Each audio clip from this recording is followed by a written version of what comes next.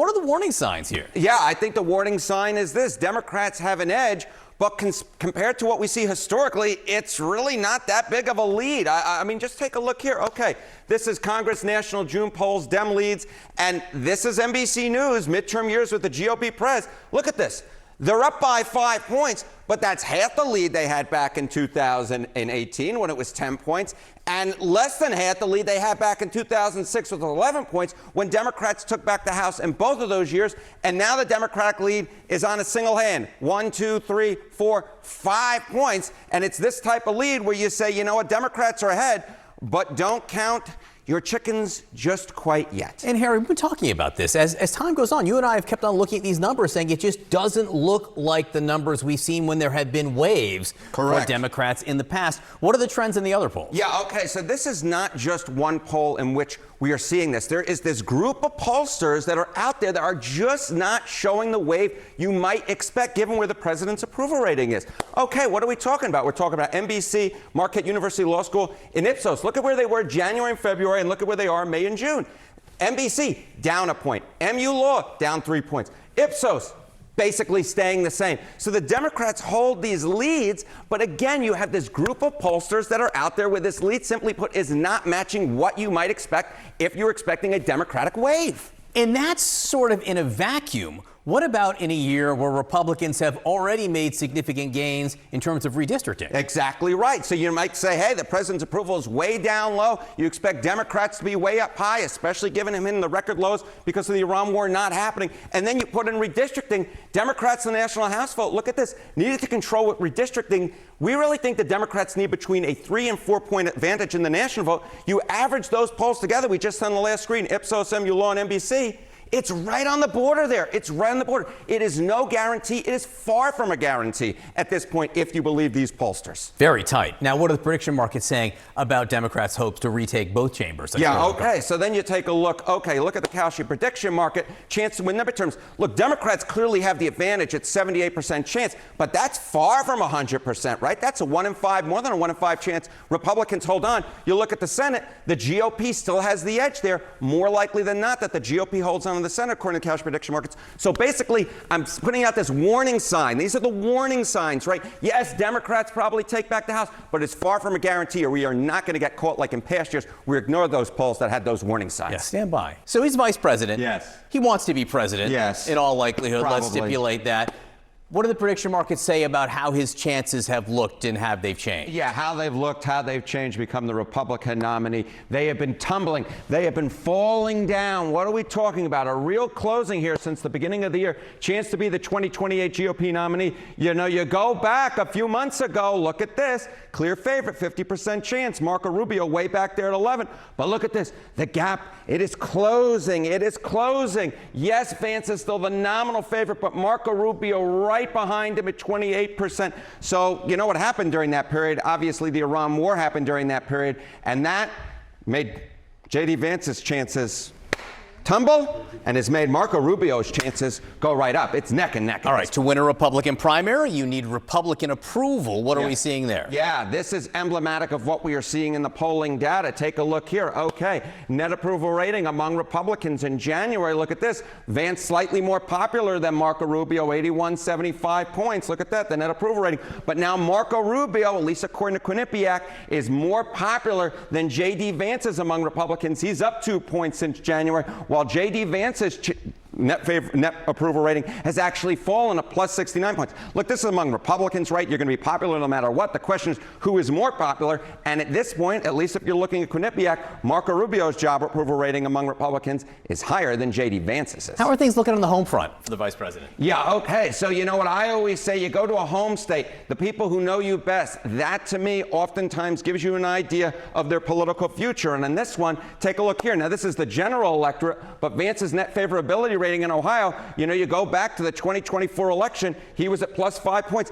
Even in Ohio, in J.D. Vance's home state, among the electorate overall, he is underwater among independents. Look at this. He's 27 points underwater. J.D. Vance, not so popular in the Buckeye State. Problems at home. Yes. How about his net approval overall? Yeah, how about his net approval rating overall? You know, there's all this discussion. You know, J.D. Vance writes essentially, you know, the childless cat ladies, right? That was the thing he very much regretted, almost regretted more than anything else. You might say, okay, how's he doing among women, among men? Well, he's underwater with both of them. Among men, he's slightly underwater at -2 points. Of course, if you're a Republican, you need to be popular with men if you're going to win a national election. Among women, he is way underwater. He's 26 points underwater. And the gender gap in the Quinnipiac University poll, when you matched him up against other Republicans in the Trump cabinet, the highest, the largest gender gap, it actually belonged to J.D. Vance. He doesn't need to win women if he's going to win in 2028, but he can't be this unpopular among them. And he has to at least win men. Yeah, that's exactly right. This is not going to work. What's the mood among younger Americans right now? Set the stage. I don't think that younger folks have ever been more pissed off or pessimistic in terms of what they're seeing from our government and faith in our country. I mean, just look at this. Age 18 to 29, pride to be American. Extremely or very proud. You go back a decade ago, look at this. The clear majority, 73%, said they were extremely or very proud to be an American. Look at this now. Woo!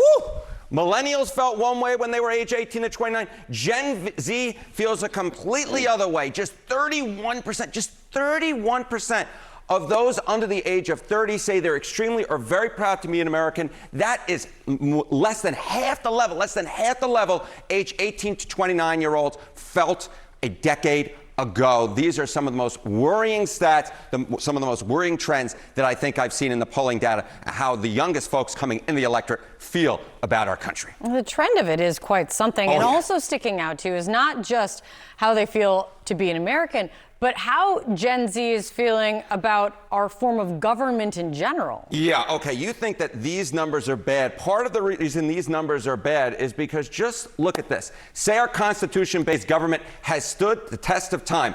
Overall Americans, 50%, the majority, say yes, it has in fact stood the test of time. 46% disagree. But look at those under the age of 30. Less than half of that 50%, just 25% of those under the age of 30 say in fact our Constitution-based government has stood the test of time. 73%, this little footnote at the bottom, disagree. So part of the reason that the pride of those under the age of 30 is so low is because, simply put, they don't think that the government is working. This constitutional-based government, which has been going on now for nearly or over two centuries, nearly 250 years. Of course, the Constitution was passed after the Declaration of Independence, more than a decade later. But what we're talking about is just they don't feel, those under the age of 30, Gen Z, do not feel that the Constitution-based government, which has been our government for a very long period of time, is working anymore. Then I'm almost afraid to ask, then how do they feel about the parties? They hate everybody. They hate everybody. That's what's going on. They hate everybody. Voters under the age of 30 disapprove of Trump, 3 and 4, 76%. Dissatisfied with the Democratic Party, 74%. Bingo A, bingo B. They hate everybody. They don't feel that much pride to be an American, and they don't think the government is, simply put, working. Quite a thing, Harry. Oh, it is quite a thing. These, as I said, are some of the most troubling statistics I've seen. The youngest folks coming into the electorate, simply put, don't think things are working anymore. This may be the most promising year for Democrats in a midterm cycle since I was at least J-High, the longest since I was in middle school, the longest for this entire 21st century. What are we talking about? Well, we're talking about the fact that if you look at the chance that the Democrats win both governor and Senate, look at that. Keisha Lance Bottoms, you mentioned a 52% chance of winning the governorship there. And then Jon Ossoff, a clear favorite on the Senate side, an 82% chance. Remember when he won back in 2020, his first term into 2021, and he won in the runoff in 2021, it was a real fight. This is indicating that he is a clear favorite. He is the first Democrat to be a clear favorite for a Senate race in a generation. I was up all night. We're counting those numbers on the magic wall, and it was 5 votes here, 5 votes there, now an 82% chance to win. There's been a long time since Democrats won both a Senate seat and a governor's mansion in the same election. Yeah, so, you see blue here. This is a close race. This is a toss-up, but the mere fact that Bottoms has a real shot of winning, and then Ossoff being a clear favorite here. I had to go back through the record books. The last time that in the same year a Democrat won both the governor's race and the Senate race in Georgia was 36 Years ago, it was 1990. You had Sam Nunn winning re-election. You had Zell Miller being elected governor for the first time. Of course, Zell Miller became considerably more conservative down the road. But what we are looking at right now, the potential is for a historic election in Georgia for Democrats, the first time potentially since all the way back in 1990, in which they won both the governor's race and the Senate race in the same year. Georgia looking a lot more blue than, at least during my lifetime, it usually is. It was a very different Georgia back then, and these were different. very different candidates back then. And you can almost see that change, or the change shifting blue over the years in Georgia, Harry. Yeah, you know, when I was a kid, people would refer to Georgia being, you know, a blue state back in the day, but I only remember it being a red state. I'm going to make this a 4 right here. How much more Republican that Georgia leans than the U.S. in presidential elections? Back in 2012, Georgia was 12 points more Republican, 2016, 7, then 4, and then just 1 this past cycle. Georgia is moving to the left as migrant patterns take place in the United States, as white college degree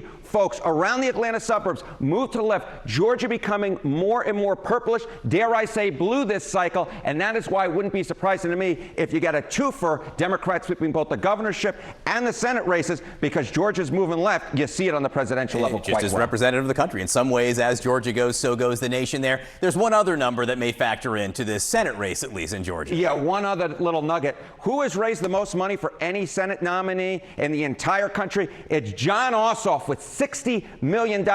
I think he might be a prolific fundraiser, maybe something he might be using down the line in 2028 if he runs for president. Georgia may be telling for the future, at least for this gentleman. That's a lot of money. All right. It's a lot of dough right now. Gavin Newsom wants to be going after President Trump, and he wants President Trump going after him from a political point of view, because Democrats hate Donald Trump, and Democrats hate Donald Trump. That right. I got it right. And you could just see it here. Look at this. Google searches for Gavin Newsom since, of course, he held that little spiel yesterday since 3 p.m. on Monday. Look at this. Up like a rocket, up 635%, a 3-month high. When Gavin Newsom goes out and is talking about Donald Trump and Donald Trump potentially attacking him, that generates energy from the Democratic base. It motivates folks to look up Gavin Newsom. And when you're doing a presidential bid, press is oxygen. Oxygen that allows it to grow. And he's right now got oxygen because a lot of folks are looking up Gavin Newsom. That oxygen, name recognition, a big thing You as got well. it. Look, the Democrats have been really clear that they want someone who will fight against President Trump and any of those who back him. Is that working for Newsom here? Yeah, I mean, this is exactly right, Sarah Seidner. What Democrats want is they want a fighter. They want someone to take on the president of the United States. And they don't think that Democrats are doing enough of that, right? Dems who say they want Dems in D.C. to stand up to Trump more. You know, back in 2018, during Trump's first term, right, it was 63%.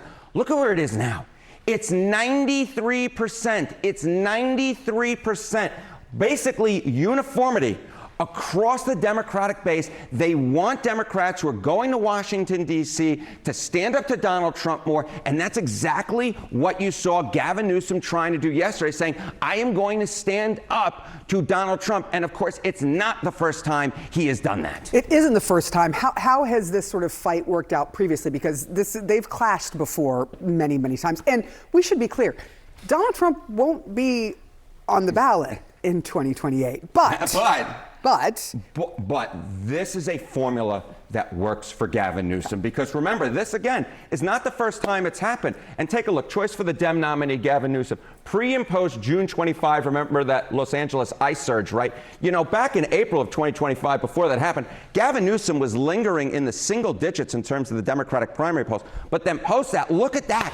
His support went up threefold in August of 2025, 21%. Now it's 19%. Kind of leveled off a little bit, but still very much in the top tier. Gavin Newsom has used Donald Trump as a foil to catapult himself up to the top tier. And what we saw yesterday, in my opinion, is something that Gavin Newsom, at least politically speaking, is hoping will keep him up in that top tier and perhaps elevate him further, because he knows that going after Donald Trump is a winning formula if you're running for president in 2028, which I don't think you have to be that tuned into politics to know that Gavin Newsom very much wants to do so.